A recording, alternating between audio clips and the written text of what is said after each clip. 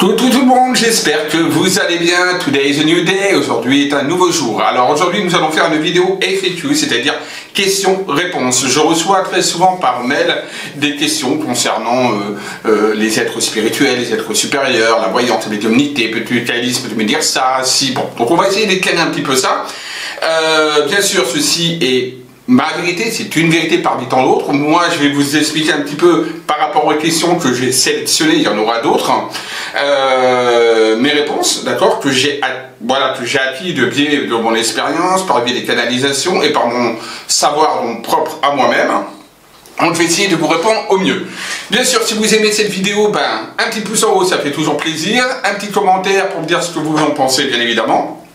Et bien sûr, partagez la vidéo, abonnez-vous à ma chaîne et activez la petite cloche de notification pour être au courant des prochaines vidéos à venir. Il y aura d'autres FAQ, si je vois que ça plaît, dites-moi dans les commentaires si vous voulez que je change mieux. Et donc envoyez-moi tout simplement vos questions donc, sur mon adresse mail et je tenterai donc d'y répondre par le biais d'autres vidéos FAQ. Ok? Allez, on y va, maintenant c'est parti.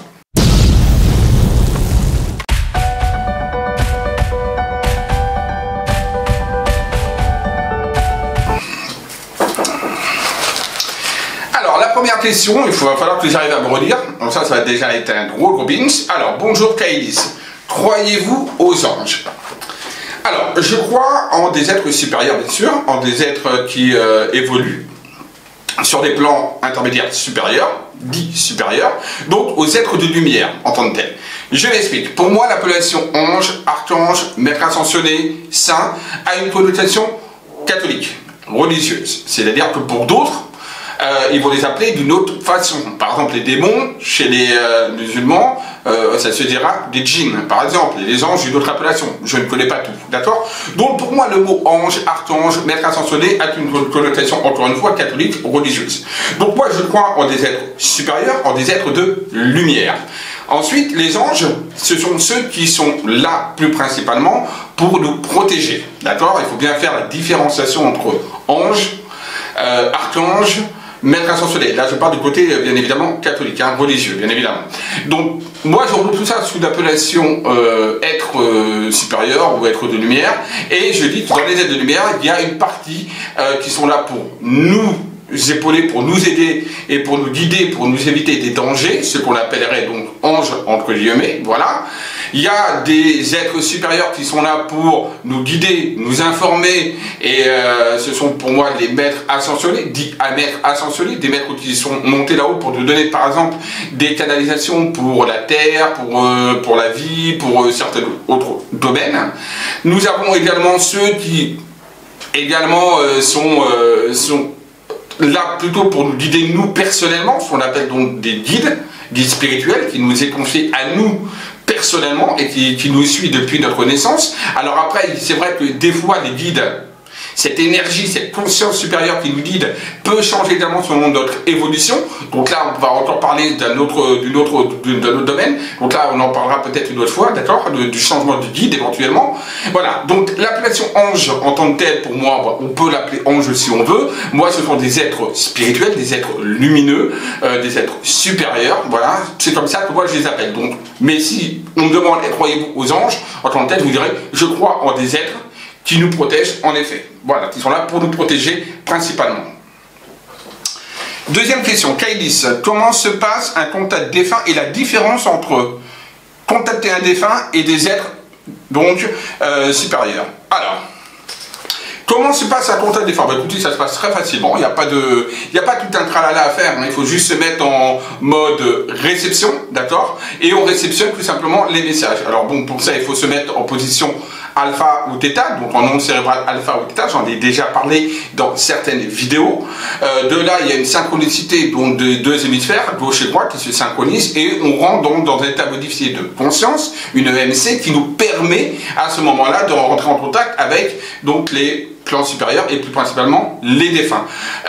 Donc on demande, si vous voulez, notre taux vibratoire qui nous permet de nous élever, et puis eux, ils descendent leur taux vibratoire qui se permet donc, c'est comme si on faisait une balance et on se retrouve à peu près à la même hauteur, et ça nous permet de tout méditer. Après, comment ça se passe? Comme je vous dis, ça peut être soit des contacts visuels, ils peuvent nous montrer donc par exemple des mémoires qu'ils ont eues de leur vivant par le biais d'images, ou comment ils sont décédés, ou comment ils étaient, on va dire, de leur vivant par le biais de l'image, ou alors par le biais, on va dire, des auditifs, donc de sonores, soit comme là je parle, soit par le biais des pensées. Moi, c'est principalement inscrit comme si on m'inscrivait quelque chose au niveau de la pensée, tout simplement. Ça peut être les ressentis, des douleurs, des odeurs aussi, ça peut être le goût, voilà. Il y a plein de manières de passer par la communication. Alors, pour qu'une communication soit fluide, la chose importante, c'est que le médium doit avoir confiance en lui. La confiance en soi est une chose primordiale. Si on manque de confiance, on va avoir tendance à dire non, ce que me dit, ou ce que je reçois, ou ce que je vois ou perçois est faux. Donc, c'est le mental qui va prendre le dessus et qui va créer une réponse. Donc là, c'est mauvais. Non, il faut vraiment, pour rien interpréter tant qu'on est dans un contact défunt. Il faut seulement dire et transmettre le message tel qu'on le reçoit. Point barre. Et pour ça, ça demande d'avoir une confiance en sa médiumnité, une confiance en soi, pour pouvoir justement, parce que des fois, c'est vrai qu'on a nous on connaît pas la vie des gens. Et c'est vrai que des fois, on a des messages pareils, se dire non mais c'est pas possible. Et ben pourtant c'est possible. Et si on change la donnée, ben, ça n'aura plus aucun sens pour la personne. Les personnes, d'accord? Donc voilà, mais sinon ça se passe de manière toute naturelle, il n'y a pas besoin de tralala, il n'y a pas besoin de folklore, comme des fois on le voit avec certains médiums. Non, ça se passe de plus simplement du monde. Et j'ai envie de dire que le paranormal est quelque chose de normal, c'est juste invisible, parce que naturellement c'est invisible. La différence voilà, entre les contacts défunts et les êtres supérieurs. Ben, un contact défunt va vous transmettre des messages à des gens d'un point de vue personnel, donc à des membres de votre famille, des amis proches, c'est le défunt qui vient. Les êtres supérieurs ne vont pas spécialement vous transmettre des messages pour vous. Ils sont là pour transmettre des messages vis-à-vis de l'univers, vis-à-vis d'une situation, vis-à-vis d'un point précis. Vous voyez, ils ne vont pas, par exemple, vous dire votre futur. Non, ils ne sont pas là pour ça. Ils ne vont pas vous donner des mémoires de votre passé. Ils ne sont pas là spécialement pour ça, sauf dans certaines conditions. Pour, par exemple, si on vous demande un comptable pour les annales akashiques. Bon, mais ça, c'est autre chose encore. Troisième question. Bonjour Kaïdis. Avons-nous notre futur déjà inscrit? Ah, très bonne question. Alors là, c'est une bonne question et c'est quelque chose d'assez complexe. Alors, je vais essayer de m'expliquer. Alors, je ne vais pas rentrer dans les grandes théories. Voilà. On va essayer d'aller dans la simplicité. C'est important. Simplicité. Voilà. Alors, avons-nous... Alors, nous avons... On sait bien, donc, une naissance, une mort. On pourrait dire que ça, c'est le destin.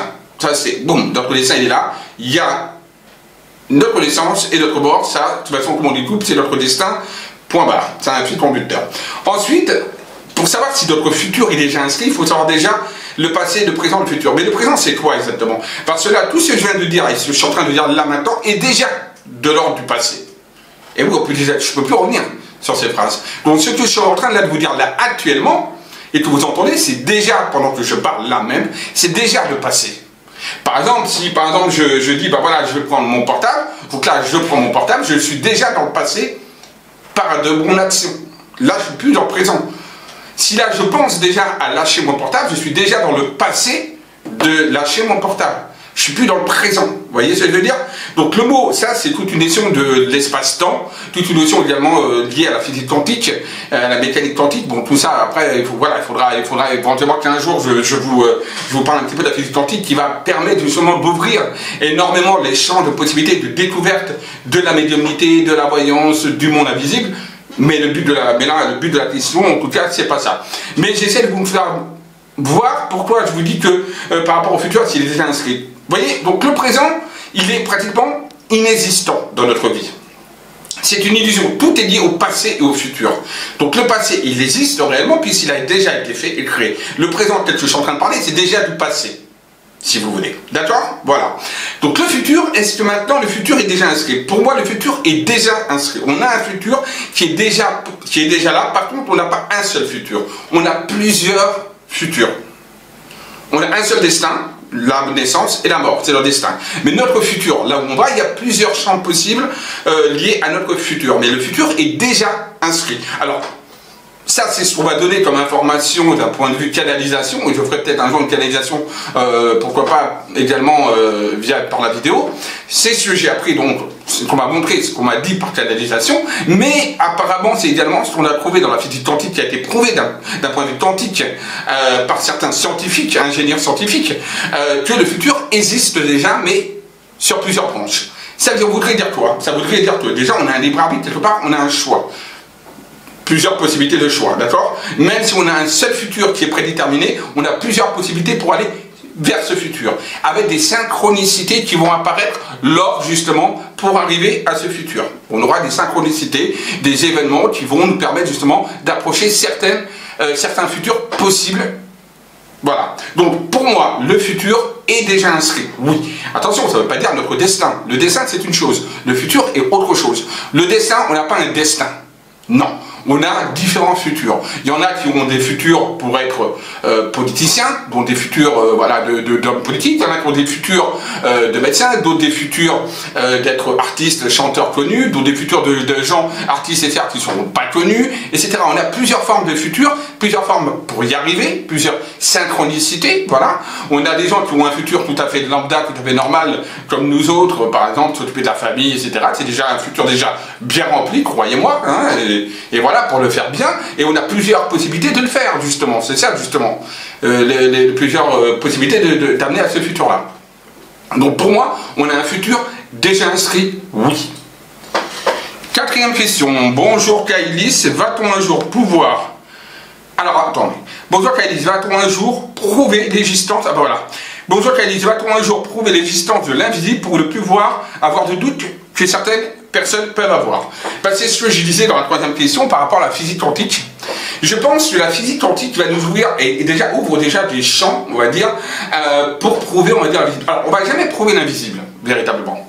On va prouver, pour moi, scientifiquement parlant, que c'est vrai, que ça existe, et ce sera scientifiquement déterminé. Mais prouver, on ne pourra pas prouver puisque c'est invisible. Et l'invisible, c'est l'impalpable, l'intouchable. On ne peut pas le voir. Donc, on pourrait dire comme saint Thomas, je vois ce que je crois que ce que je vois. Et on ne pourra jamais le voir puisque c'est le paradoxe, c'est que c'est invisible. Donc comment prouver quelque chose qui est invisible? On ne pourra pas le prouver. Par contre, ce qu'on va pouvoir prouver scientifiquement, par la science, on va pouvoir prouver que c'est possible, que l'invisible est tout à fait là. Il est à côté de nous. Ça, ce sera prouvé scientifiquement. Mais le prouver en tant que tel, avec des preuves, on va dire, matérielles, puisque c'est immatériel, c'est invisible, non. Mais le prouver scientifiquement qu'il y a l'existence de quelque chose de toute façon, mais déjà, on est déjà en train de prouver. L'existence, on voit bien avec les EMI, etc., on voit bien que de toute façon, déjà, on a quelque part une certitude qu'il y a quelque chose après la mort, que la conscience survit, on va dire, à la mort, d'accord, physique. Ça, scientifiquement, alors c'est vrai qu'ils ne le disent pas tous, certains le disent, d'autres se cachent, mais scientifiquement, c'est déjà prouvé. Mais, on le sait déjà, mais prouver en tant que tel, puisque c'est invisible, on aura toujours du mal à le prouver, visuellement parlant. Je ne sais pas si vous me comprenez un petit peu, mais voilà, c'est ça qu'il faut savoir. Mais par la physique quantique, de plus en plus, on va prouver. Bien sûr que ça va être prouvé, bien sûr qu'on va vivre. Pour moi, alors c'est pas maintenant, mais les scientifiques s'y penchent. De vrais scientifiques, je parle pas de tout ce qui est zététique et tous ces cralala avec ces faux protocoles, non, je parle vraiment de scientifiques qui sont en train vraiment de montrer que, l'intuition, ça existe, la télépathie, ça existe, que la médiumnité, ben, c'est quelque chose qu'on peut, par rapport aux ondes cérébrales, capter une information, une conscience qui est là, parce que c'est la conscience qui survit après la mort, et cette conscience, on peut, même si elle est invisible, on peut arriver à la capter et à transmettre des messages, puisque ce sont des mémoires, et les mémoires, elles sont là. Donc, et comme je vous dis, pourquoi est-ce qu'on arrive également, les voyants et les médiums arrivent à dire le futur? C'est parce que le futur existe déjà. S'il n'existerait pas, on ne pourrait pas faire de voyance. Tout simplement. Mais le futur est existant, il existe déjà, et donc le voyant va piocher dans ce futur possible, tout simplement, tout en laissant le libre arbitre à la personne, mais vu qu'il est existant, on peut de décrire le passé. On peut dire ce qui va se passer dans le futur. Il est déjà existant, mais c'est invisible. Mais tout ça, pour moi, la physique quantique, à un moment donné, va justement montrer ses possibilités. Mais c'est vrai que le prouver visuellement parlant et matériellement parlant, malheureusement, ça reste de l'invisible, de l'impalpable, et on ne pourra pas le mettre, on va dire, dans du concret. Voilà. 5e question. Bonjour Kaïlis, lors de vos contacts défunts ou voyances ou magnétisme, faites-vous des rituels ou protections spécifiques? La réponse est non. Voilà, j'ai pas de rituel. J'ai pas de gris spécial. Alors oui, j'aime bien mettre des fois des petits... bon, ça c'est juste un bracelet, bon bref. Bon, je mets des petits trucs, mais ce n'est pas du tout, c'est parce que ça me plaît. J'aime bien avoir des choses, voilà, sur la main ou sur moi, ou des médailles, etc. Alors, je n'ai pas de rituel déjà proprement dit, j'ai pas allumé des bougies, j'ai pas tout des encens, tout ça je n'utilise pas. Alors oui, j'en peux en utiliser quand je fais certaines méditations spéciales, oui, j'en utilise, quand je veux travailler sur certains domaines, etc. Mais attention, des domaines propres à moi, c'est-à-dire quand je veux me mettre en augmenter mes capacités, mon taux vibratoire, etc. Ben, je peux utiliser de l'encens, ça aide en effet, oui, ça oui. Mais sinon, quand je fais mes voyances, mes contacts défunts, j'ai pas de rituel de préparation spécifique. À la rigueur, une petite méditation de 2-3 minutes pour essayer de bien me rentrer en onde alpha et θ et point barre. Voilà, donc j'ai pas de rituel. Les protections, non, j'ai pas de protection. Simplement, moi, je demande tout simplement le matin, quand je me lève à mon guide, de me protéger tout au long de la journée, de me mettre dans une bulle, on va dire, une bulle qui me protège de toute la négativité, qui rejette la négativité, et point barre. Voilà, je n'ai pas de protection spécifique. Après, je porte, c'est vrai, une obsidienne, j'aime bien, c'est surtout la pierre que j'aime bien, puis c'est vrai que c'est une pierre qui on va dire, repousse les énergies négatives, donc voilà, mais maintenant, j'ai pas de protection spécifique, non. 6e question, croyez-vous à la magie, les envoûtements, et si oui, comment s'en protéger? Alors, est-ce que je crois aux envoûtements, à la magie? Je vous dis oui. Voilà, je vous dis oui. Bien sûr que ça existe, c'est tout simplement de la manipulation d'énergie. Quand on fait du magnétisme, quelque part, on manipule des énergies. Mais on manipule cette énergie pour faire quoi? Pour faire le bien, pour soigner, pour résoudre des problèmes, etc. Donc c'est une forme de magie, pour dire la magie blanche, voilà, mais c'est rituel. Voilà, il n'y a pas de tralala, etc. C'est seulement avec nos mains, avec notre intention, et qu'on change, on va dire, l'énergie de la personne, on élève le taux vibratoire pour le soigner, ou on envoie de l'énergie, etc. pour soigner la personne. Donc c'est une forme de manipulation énergétique, donc on peut dire que c'est une forme de magie. Toute manipulation d'énergie, c'est une forme de magie, quelque part. Alors on peut naturellement la manier également de manière négative, naturellement, en portant par exemple le mauvais œil à quelqu'un, et des fois il y en a même qui le font sans même savoir qu'ils le font, tout simplement en apportant une intention tellement puissante, tellement forte sur une personne qu'ils envoient justement le mauvais œil, et donc ils font que dans la vie de la personne, tout va mal, tout se casse, parce qu'on a envoyé quelque chose de négatif sur cette personne. Les énergies, elles peuvent être positives, comme elles peuvent être négatives, tout dépend de l'intention qu'on envoie dans la pensée. Et ça, c'est de la magie. Donc quand on voit par exemple les vaudous qui utilisent certains rituels, etc., avec des poupées et tout ça, bien évidemment, tout ça, c'est surtout une manipulation d'énergie qu'ils ont, qu'ils emmènent et qu'ils mettent sur la poupée, par exemple, tout simplement. Donc ils envoient sur la poupée. Donc c'est une manipulation d'énergie, et tout ce qui est à côté, c'est-à-dire par exemple les pentacles, tout ce qui est les bougies noires, etc., pour un tel et un tel. Et d'ailleurs les bougies noires, c'est pas spécialement, il ne faut pas croire, bon, c'est pas vraiment que pour faire de la négativité dans la magie, hein, elles servent également à autre chose, les bougies noires. Mais voilà, tout ça c'est fait en fait pour, on va dire, comme un support pour mieux canaliser les énergies. Voilà, c'est un support. Mais tout se passe par le biais de l'énergie. Je crois à la magie, à l'ensorcellement, à l'envoûtement, donc la sorcellerie, tout ça, oui, bien sûr, ça existe. Comment s'en protéger? Alors déjà, première chose, il faut déjà avoir confiance en soi, et vous, si vous, à côté, vous n'avez pas peur de tout ça, déjà, ça vous met déjà une barrière, déjà. Deuxième point, vous pouvez très bien vous protéger en ayant une bulle d'énergie autour de vous. Donc, voilà, après, il y a des façons de le faire. Soit vous demandez par exemple à l'archange Michael pour les croyants. Vous appelez l'archange Michael qui va donc vous protéger dans sa flamme de protection, voilà, par exemple.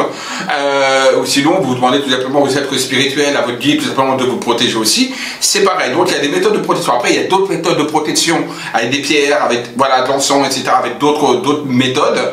Mais là, bon, je vous invite à aller sur Internet. Vous savez, il y en a plein comme ça que vous pourrez très bien regarder. Je ne suis pas le spécialiste de tout ça, mais en tout cas, bien sûr, qu'on peut se protéger des énergies négatives. On est à la 7e question. Bonjour, très bonne question. Bonjour Kaïlis, que pensez-vous de tous ces médiums voyants sur YouTube et des réseaux sociaux? Alors, écoutez, moi je fais partie de ces voyants qui sont sur YouTube, sur les réseaux sociaux, d'accord. Bon, je ne fais pas que... Qu'est-ce que j'en pense? J'en pense du bien et j'en pense du mal. Voilà.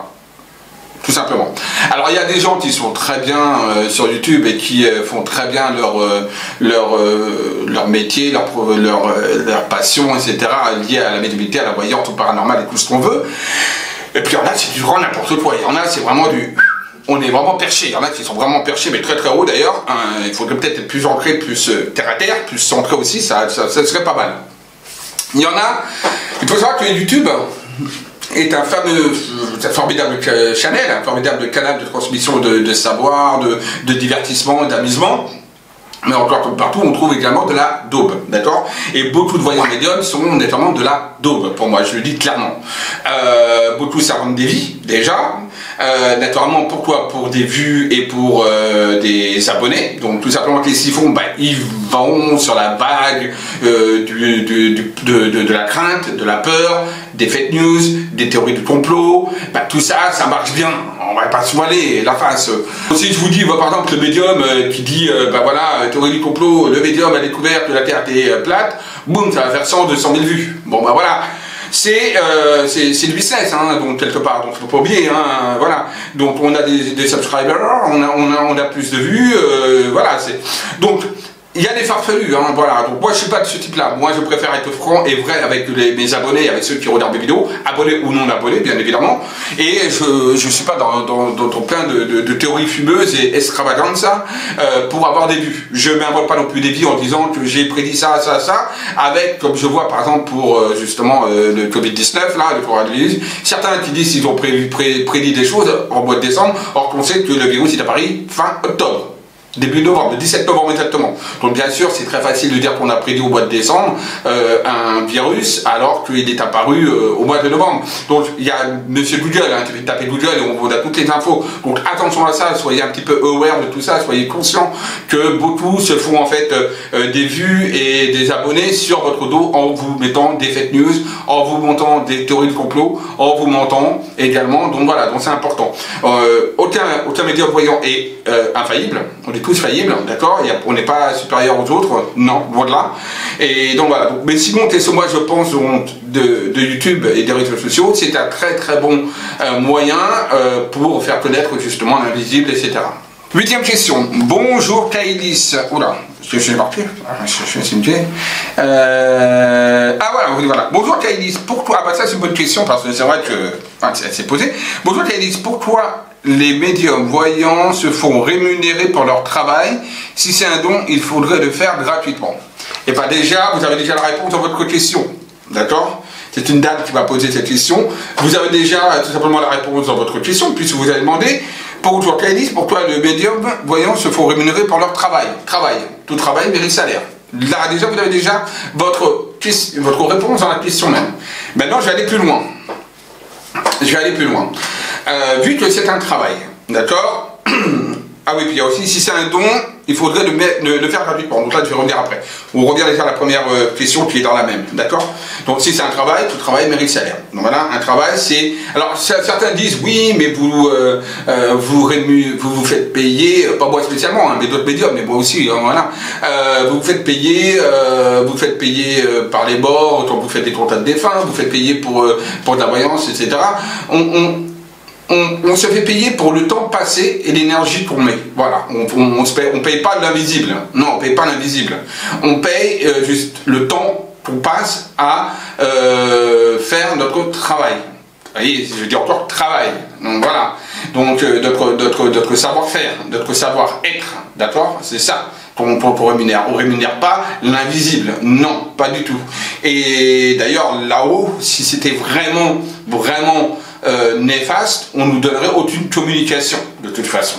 D'accord? Ça, il faut bien l'entendre. Donc, déjà, la première chose. Ensuite, j'ai envie de vous dire, est-ce qu'on pose la question, par exemple, à un boulanger qui, pendant ses 8 heures, va faire son pain? On ne va pas lui poser la question pour se faire rémunérer. Pareil pour un plombier qui va chez les gens pour réparer. On ne va pas lui poser la question. On me demande toujours pourquoi on pose la question aux médiums et aux voyants. C'est toujours la même question qu'on pose. Pourquoi ne le faites-vous pas gratuitement? Est-ce que vous demandez à votre plombier de faire les choses rapidement? Je pense pas. Est-ce que vous pensez que votre facteur qui vous pose le sourire, il n'a pas un salaire? Il a un salaire. Après, vous me dire, oui, mais il y en a certains qui, vous pourriez très bien travailler et puis ensuite le faire. Ouais, mais quand vous avez fait 8 ou 9 heures de travail dans une usine ou n'importe où que vous soyez, après vous avez coltiné le patron, les collègues, etc. Après, en rentrant, vous avez quoi? Vous avez déjà le transport. Ensuite, après le transport, vous avez les enfants, pour ceux qui ont des enfants, vous avez la bouffe à faire. Vous pensez que vous avez vraiment la tête à être connecté à l'invisible? La tête à bien faire des voyances et de la médiumnité? Non, ceci est impossible. Concrètement, c'est impossible. Pourquoi? Ça demande quand même un travail, on va dire, spirituel, entre guillemets, je vous appelle spirituel, je veux dire, ça demande quand même un effort, une concentration d'élever notre taux vibratoire à chaque voyance et chaque médiumnité. De plus, on est quand même, tous ceux qui font de la médiumnité et de la voyance, il faut savoir qu'il y a une très grosse part d'empathie. Donc on prend, on absorbe également l'énergie de la personne à côté, le négatif de l'énergie très souvent de la personne à côté. Donc ça demande un effort. Donc par exemple, voilà, si je prends 3-4 personnes par jour, c'est déjà bien, hein, voire 5 grand maximum, mais c'est le grand maximum. On a du mal à en prendre plus, d'accord? On n'est pas à la chaîne, c'est très difficile.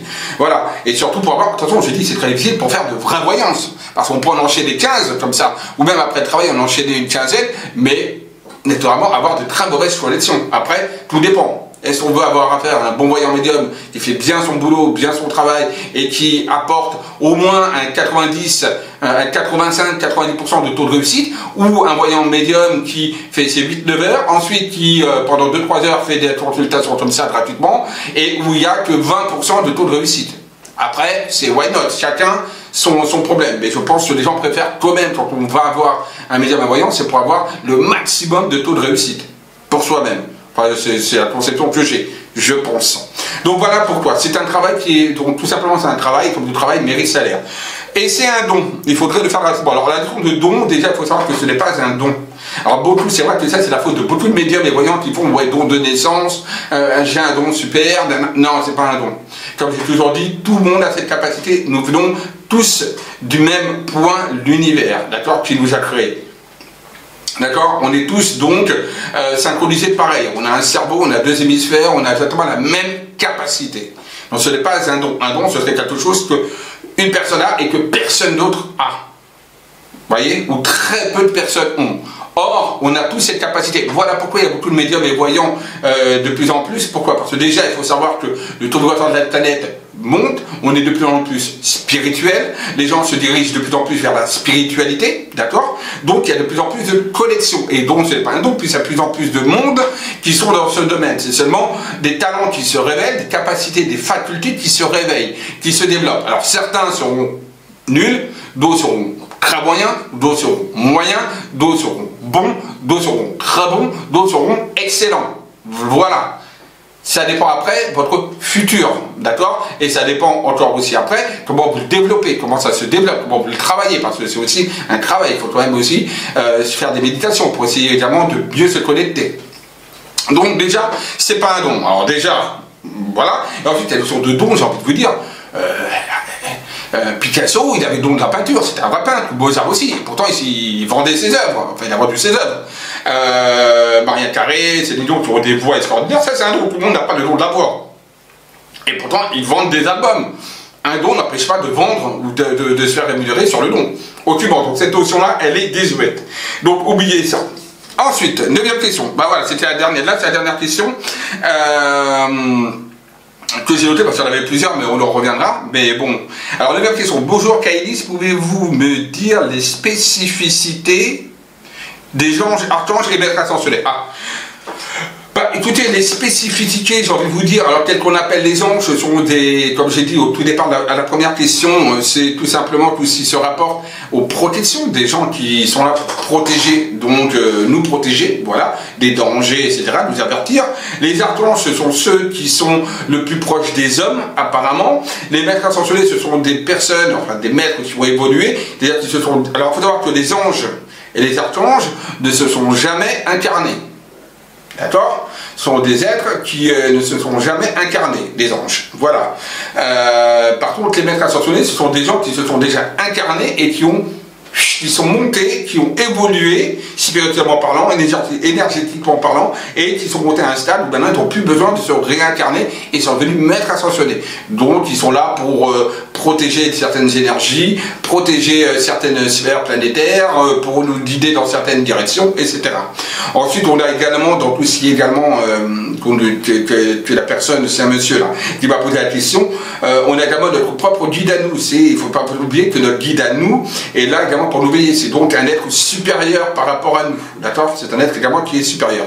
Alors moi, les spécificités, voilà, tel que je les connais, c'est ça. D'accord? Après, on a aussi les saints, bien sûr, qui protègent aussi sur certains domaines, ou qui nous aident au niveau également de la santé, ou pour par exemple trouver certaines choses, etc. Bon voilà. Il y a plein de... Voilà. Après, je ne suis pas un spécialiste de l'angéologie, donc des anges et des maîtres ascensionnés, je ne suis pas du tout là. Moi, je suis plutôt, on va dire, dans les canalisations d'être lumineux, d'être supérieur, d'être spirituel, comme on peut dire, être lumineux. Et voilà, mais je ne suis pas un spécialiste des anges, voilà, spécifiquement parlant, d'accord? Donc moi, je m'arrête à ma connaissance, il s'arrête ici, à ce niveau-là. Encore une fois, je dis, l'appellation ange, archange, maître ascensionné, il ne faut pas oublier, ce sont des appellations chrétiennes, d'accord? Voilà pourquoi je préfère dire des êtres lumineux, tout simplement. Bon ben voilà, cette vidéo est finie, ce FAQ est fini, j'espère que ça vous a plu. Dites-moi en commentaire si ça vous a plu, si ça vous a plu, n'hésitez pas à m'envoyer des questions par email, comme ça j'y répondrai avec grand plaisir. Je vous dis bisous à tous, portez-vous bien, bisous, au revoir.